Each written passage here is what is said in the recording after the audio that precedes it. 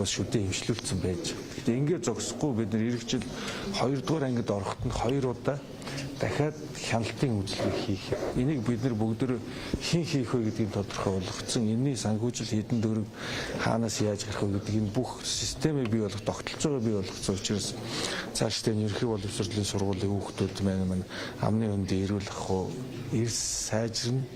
10 жилийн дараа гэхэд ерөнхий боловсролын сургуулийг одоо эрүүл шүдтэй шүдний амны өндөө эрүүл ахын маш сайн боловсрол мэдлэгтэй хүүхдүүд төгсөөд ирэхээр ингээд монголчуудын маань одоо амны өндийг эрүүлэн сайжраад шүднээс өвчлөлтөө энэ өвчлөлт буурах байхаа гэж ингэж харж байгаа. Энэ бол шүдийг бид нар зөвхөн шүдний өвчлөл гэж харж болохгүй хамгийн чухал юм байна.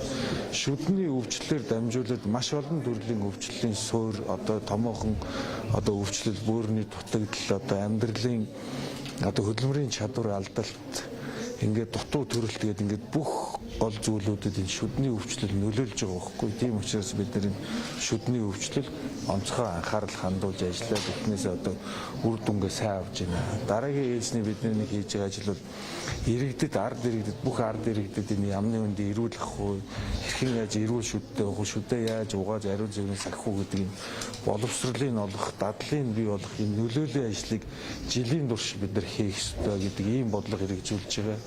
Ингээд энэ бодлого маань ер нь 4 сараас эхэлж байна. 4 сараас эхлэхдээ 24/3 гэдэг ер нь ийм арга хэмжээний хүрээнд эхэлж байна. 24 цагтаа дор хаяж 3 удаа ер нь шүдээ угааж явах ёстой гэдэг ийм бодлогын хүрээнд бусад улс орнуудын туршлагыг харахаар бас өдрийн цагаар одоо шүдээ угаах дадал зуршлыг одоо бий болгосноор маш их өндөр үр дүнд хүрж байгаа юм зүйл байгаа. Тэгэхээр бид нар сургуулийн орчин төдийгүй ажлын байран дээр томчууд маань хүртэл өдрийн цагаар шүдээ угаадаг бол энэ дадлыг бид нар эхнээс нь бий болгоод ингээд үе шаттайгаар бид нар ер нь иргэдэд боловсролыг олох дадлыг бий болох энэ ажлыг жилийн турш байнгын тогтмол хийж хэрэгжүүлж амжилтанд хүрнэ л гэдэг ийм бодлоготойгоор ажиллаж байна. Эхнээсээ хийж хэрэгжүүлж байгаа ажлууд маань үр дүндээ хүрч байна. Шүдний эмч бас төлөвлөлттэй гэж болгоомжтой хөдөө орно.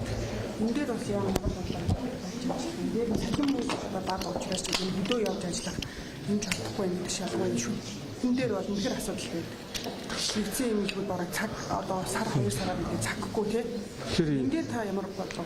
Тэгэхээр ийм байгаад ах. Дэлхийн нийтэд ер нь шүдний эмч ер нь ингээд дунджаар 10,000 хүн ногдож байгаа тоогоор манайх 5.5 байгаа. Тэгэхээр бодлоо дэлхийд нэлээд бас өндөр тоотод орж байгаа.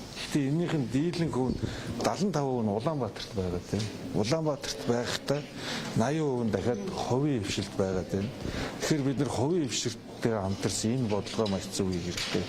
Өнгөрсөн хугацаанд хийж хэрэгжүүлсэн бодлогууд маань орон нутагт байсан эмчнэр Улаанбаатарт орж ирэх ийм бодлогыг хэрэгжүүлсэн. Тэгэхээр бид нар одоо орон нутагтаа яаж ажиллах вэ? Орон нутагт сумдын төвшөнд хувийн хвшилтийг хэрхэн яаж ажиллаж хүүхдүүдийн шүдний боловсрол олгож ирүүлжүүлж эмчлэх вэ гэдэг энэ бодлого руугаа оруулсан одоо гурвалсан гэрээний загварыг бий болгоод эхнээсээ бас 4-5 эмнэлгүүд байна. Энэ гэрээгээд хүүхдүүдийн шүдийг үзээд эмчлээд бас үр дүнд хүрээд явж байна. Өнөөдрийн хурлын бас нэг гол зорилго бол энэ тогтолцоогоо бид нар улс даяар хийж хэрэгжүүлэх бүх сумын төвшөнд эрүүл шүдний эрүүл ах уй эмнэлгийн төсөв үйлчлэгийн хүртээмжийг сайжруулах энийхээ мэдээлэлээр хангах энэ бас нэг гол зорилго нь энэ байгаад байгаа юм.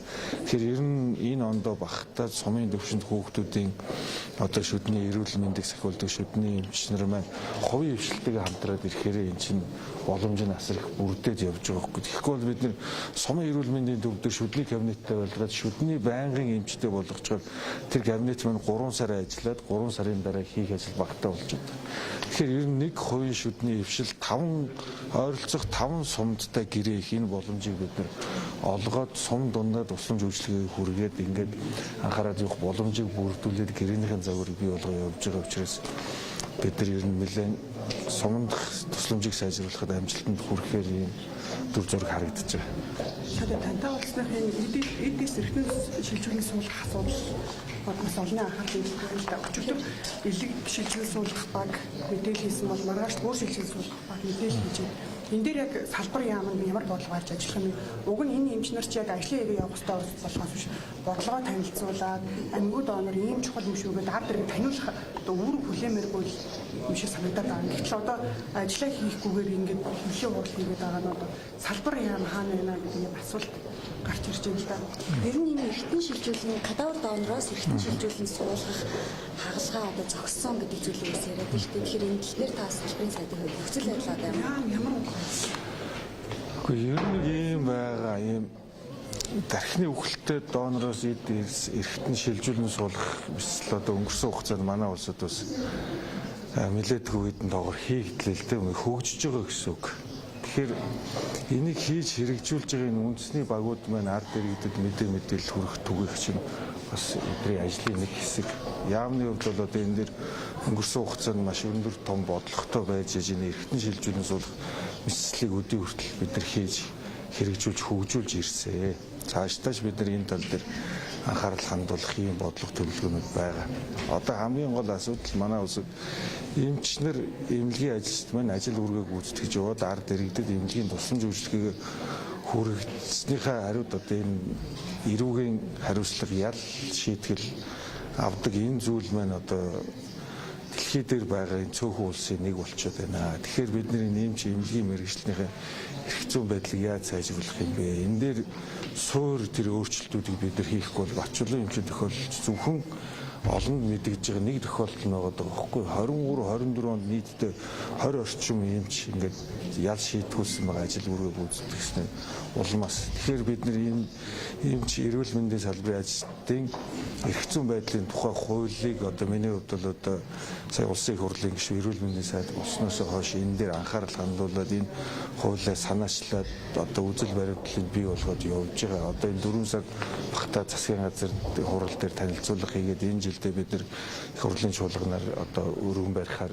төлөвлөд ингээд ажиллаж байгаа. Ингэж бид нар суур асуудлаа шийднэ. За одоогийн үүсэж байгаа Батчулуун эмчтэр үүсэн нөхцөл байдал дээр бол одоо анхнаас нь шүүх хурал болохоос өмнө Батчулуун эмчтэй би 2 3 удаа уулзсан. Одоо энэ процесс маань юу болж байна? Одоо ер нь ямар шүүх шатандаа явж байна? Яахаар байна гэдэг энэ бидний зүгээс одоо ямар дэмжлэг байна? Бид нар яах ёстой гэдэг байдлаар уулзалтыг Батчулуун эмчтэй хийсэн.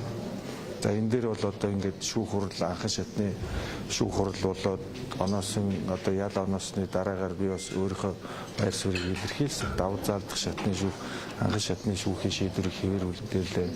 Одоо өмгөөлөгчдийн хувьд бол дээд шатны шүүхэд хандахаар ийм бодолтой байгаа юм байлаа. Тэгэхээр бид нар энэ шүүхийн гаргаж байгаа шийдвэр дээр бид нар одоо ямар нэгэн зөв буруу гэдэг дүгнэлт өгөх юм бол энэ маань асар буруу тогтолцоо болно.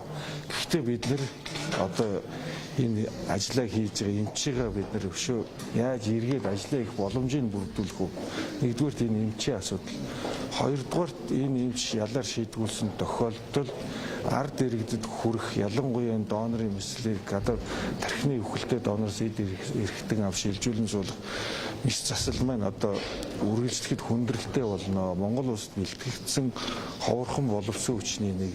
Ингээд ирэхээр ард иргэдийн одоо амнаас эрүүл мэндэд бас сөрөг нөлөөлөл үзүүлнэ. Тийм учраас бид нар цаашдаа яаж эргэж ажиллаа их боломжийг бүрдүүлэх вэ? Бид нар одоо аль хүртэл ямар шийдвэрүүд гаргаж явах вэ? Энийг одоо бүх шатнд нь одоо явна.